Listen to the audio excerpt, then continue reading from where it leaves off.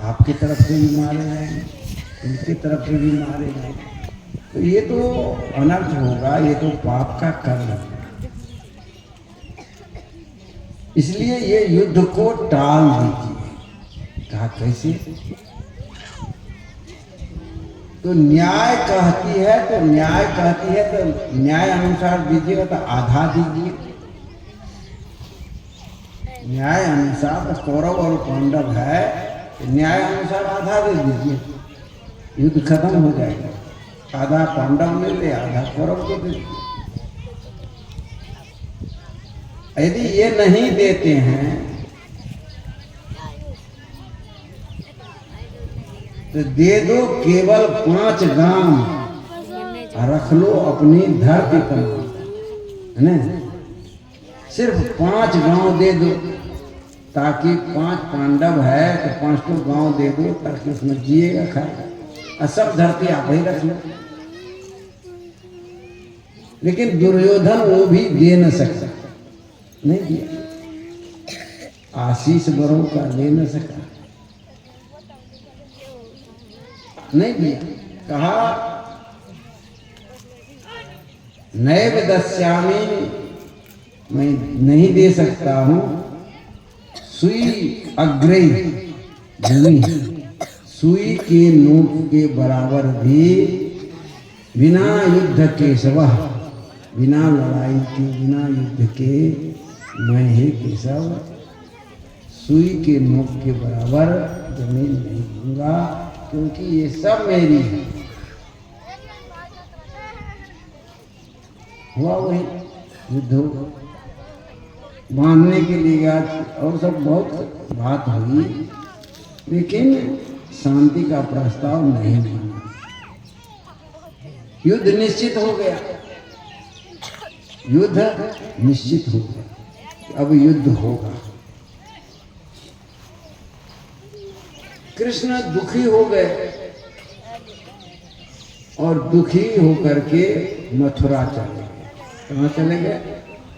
मथुरा। अब पांडव को भी जरूरत था कृष्ण का,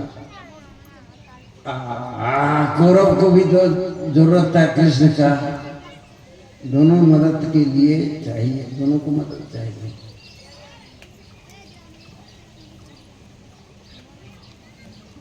तो पांडव के बड़े भाई थे युधिष्ठिर, धर्मराज, वो आए कृष्ण के पास।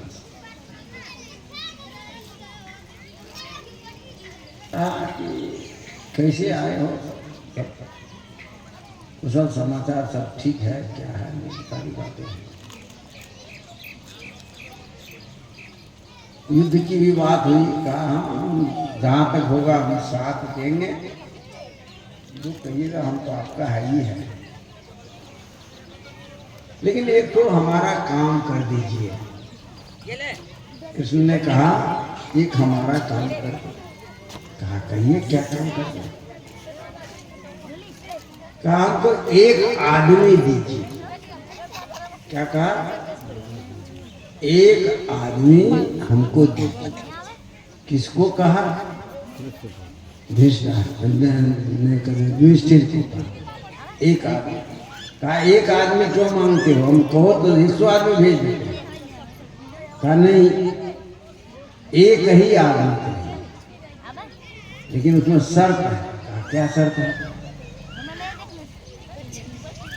कहा जिसमें कोई है ना गुण ना हो, जिसमें कोई गुण ना हो, जिसको तो गुण ना हो, ऐसा एक के आदमी, जिसमें कोई गुण ना हो, अच्छाई ना हो, वो आदमी वो हमको दीजिए। जिसमें सब दोषे दोष हो, ऐसा एक आदमी चाहिए। युधिष्ठिर गया खोजने। जब युधिष्ठिर खोजने के लिए गया तो पूरे भारतवर्ष घुमा, पता क्यों? जो मिलता था कुछ न कुछ उसमें गुण मिल ही जाता था। सबको अब गुण तो मिला नहीं, कोई न कोई गुण मिल गया, खाली हाथ लौट। कहा था एक आदमी, कहा कहाँ एको आदमी नहीं, कहा क्या हुआ? कहा कि सब में कुछ न कुछ गुण है, बिना गुण का कोई एक आदमी नहीं था जिसको हम ले आते।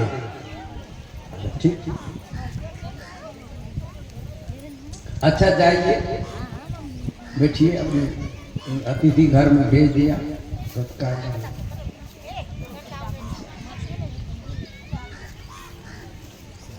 उसके बाद दुर्योधन आया, कहा कैसे समाचार है? सब समाचार लिया। कहा कैसे आए हो? कहा मदद के लिए आए। कहा जरूर करेंगे मदद। कहा एक तो हमारा भी काम करो। कहा क्या? कहा एक आदमी दो। कहा क्या? कहा एक आदमी का 100 आदमी देंगे, बोलिए भेज देता हूँ। कहा नहीं, उसमें एक शर्त है। कहा क्या शर्त है? कहा कि वह आदमी को जिसमें एक भी अवगुण न हो। उसको क्या कहा था? गुण नहीं है। इसको क्या कहा? अवगुण नहीं है। इसमें एक भी अवगुण नहीं हो, ऐसा आदमी को। अब वो खोजने लगा तो सब में कुछ न कुछ अवगुण मिलते चला गया। अंत में खाली होकर के आया अकेले। दुर्योधन को एक भी अवगुण, बिना अवगुण के आदमी नहीं मिला। युधिष्ठिर को बिना गुण का एक आदमी नहीं मिला। बोलो दोनों खाली आया ना? कहा है रामायण में आया है, जड़ चेतन गुण दोषमय, विश्व किन्न करतार, संत हंस गुण कही पही, परिहरि बार विकार। जड़ और चेतन से यह शरीर बना है, गुण और दोष से यह शरीर जीवन निर्मित है। कोई भी व्यक्ति ऐसा नहीं है जिसमें गुण नहीं है, कोई भी व्यक्ति ऐसा नहीं है जिसमें अवगुण नहीं है। हमारे अंदर भी गुण है, हमारे अंदर भी अवगुण है ना? गुण यह है कि हम किसी का हित नहीं सोचते, सबका हित सोचते हैं, झूठ नहीं बोलते, अच्छा कर्म करते, एक गुण है। अवगुण क्या है? अवगुण यह है कि आप जो बोलोगे हमारे अनुकूल नहीं हुआ, तुरंत आपको जवाब देंगे। ये अवगुण है। अवगुण है क्योंकि सब मीठा सुनना चाहता है, हम मीठा नहीं बोलते, हम कठोर बोलते हैं, कड़वा बोलते हैं। तो ये अवगुण है। गुण क्या है? लड़ाई झगड़ा नहीं करते, गुण है। कठोर बोलते हैं, अवगुण है। मुंह पर बोल देते हैं, अवगुण है।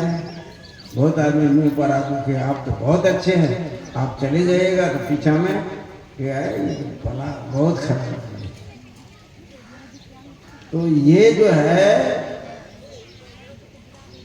पीछा में नहीं बोल करके सामने ही कह देते हैं कि तुम बहुत खराब आदमी हो, ये अवगुण है।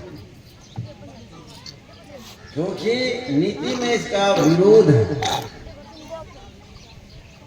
नीति में आया है सत्यम बुरियात प्रियम बुरियात न बुरियात सत्यम अप्रिय। तो सत्य भी है, अप्रिय है तो मत बोल, लेकिन जो सत्य है अप्रिय है मैं बोल देता हूँ। इस नियम को नहीं मान पाता है तो ये बुराई है ना, अवगुण है ना, ये अवगुण है।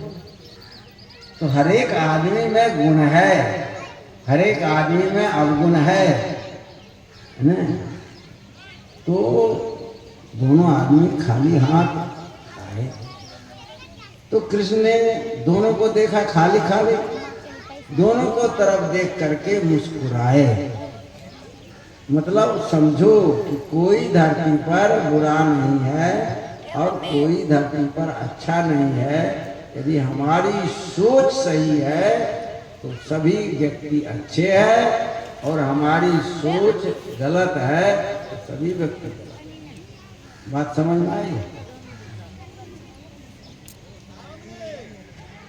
ये जो है जमीन है, जमीन में रस है। मैं क्या कहा? सुखी होने का फार्मूला क्या है? आपका जीवन सुख का खजाना हो जाए।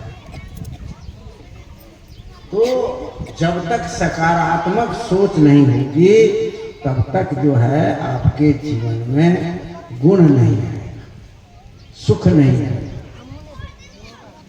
बेटा पानी ला कर देगा, वहां भी यदि सकारात्मक सोच नहीं है तो आप जला।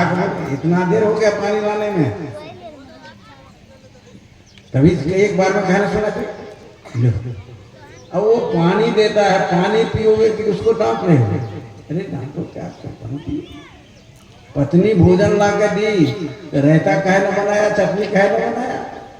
अरे नहीं बनाया तो क्या होगा, खा लो, खाने के लिए बना को तो दिया भोजन। सकारात्मक सोच, सकारात्मक सोच जो है जीवन में रस पैदा करता है, जो जहां पर सुख उत्पन्न होता है ना, जहां पर सुख उत्पन्न होता है। तो पहली बात क्या है? सकारात्मक सोच। हमारे जीवन में सकारात्मक सोच एक रस है जो उसमें सुख उत्पन्न होता है। ठीक है, इतनी बात समझ गए? जैसे दूध दे